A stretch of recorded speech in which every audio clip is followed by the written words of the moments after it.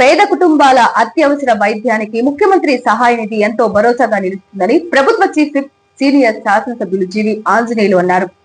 నియోజకవర్గ పరిధిలోని CM relief fund ద్వారా 48 మంది లబ్ధిదారులకు 28,30,000 చెక్లను సోమవారం తన కార్యాలయంలో చీఫ్ విప్ జీవి ఎంపీ లావు శ్రీకృష్ణదేవరాయలు పంపిణీ చేశారు. వైద్యపరంగా ఆపదలో ఉన్న వారికి సకాలంలో చికిత్స కోసం ప్రభుత్వం అందిస్తున్న సాయాన్ని సద్వినియోగం చేసుకోవాలని ఆయన కోరారు. నియోజకవర్గంలో ఇప్పటికీ 1334 మందికి 9.15 కోట్లు సీఎం సహాయ నిధి చెక్కులను లబ్ధిదారులకు అందించడం జరిగిందని తెలిపారు. వైద్య సహాయం కోసం సీఎం చంద్రబాబు నాయుడు అందించిన నిధులు తమకు అందేలా కృషి చేసిన ప్రభుత్వ చీఫ్ జీవీకి చెక్కులు అందుకున్న లబ్ధిదారులు కృతజ్ఞతలు తెలిపారు. ఈ కార్యక్రమంలో నాయకులు, అధికారులు పాల్గొన్నారు. మనకి సీఎం రిలీఫ్ ఫండ్ పెద్ద ఎత్తున 1334 మందికి 9,15,00,000 రూపాయలు సీఎం గారు మన ఒక్క వినుకొండ నియోజకవర్గానికి ఇచ్చారు. గట్టిగా చప్పట్లు కొట్టి ధన్యవాదాలు తెలియజేయాలని కోరుతున్నా.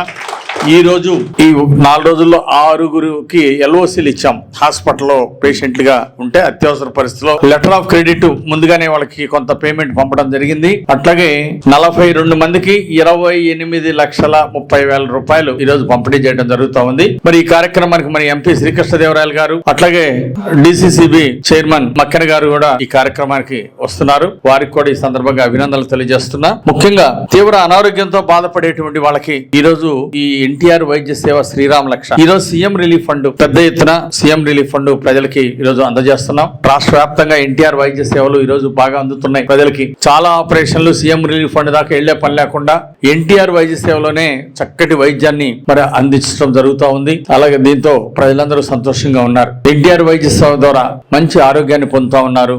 అనారోగ్యంతో వెళ్ళినటువంటి వాళ్ళకి కార్పొరేట్ హాస్పిటల్స్ లో వైద్యం అందుతా ఉంది. ఇది మనందరం కూడా సంతోషించదగ్గ విషయం. అట్లాగే కొన్నిసార్లు కొన్ని జబ్బులకి ఎన్టీఆర్ వైద్య సేవ కవర్ అవ్వలేదనో, లేదా అత్యవసర పరిస్థితిలో దీనికంటే సీఎం రిలీఫ్ అంటే ఎన్టీఆర్ వైద్య సేవ కంటే లిమిట్ దాటిపోయి ఎక్స్ట్రా బిల్ అయితే 2 లక్షలు 3 లక్షలు ఖర్చు అయిన వాళ్ళు ఉన్నారు.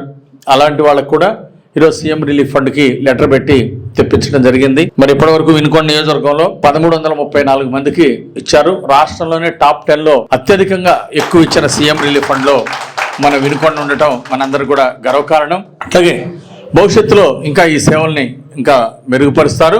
జగన్మోహన్ రెడ్డి 5 సంవత్సరాల పాలనలో ఇచ్చిన దానికంటే ఈ 18 నెలల్లో దానికంటే ఎక్కువ ఇచ్చింది మన ఎన్డీఏ ప్రభుత్వం, మన ముఖ్యమంత్రి చంద్రబాబు గారు. ఇది మన అందరం కూడా చాలా గర్వపడాలి. రాష్ట్రంలో 5 ఏళ్లలో వాళ్ళు ఇచ్చింది 18 నెలల్లోనే ఇచ్చాం అంటే వాళ్ళకంటే 4 రెట్లు ఎక్కువ.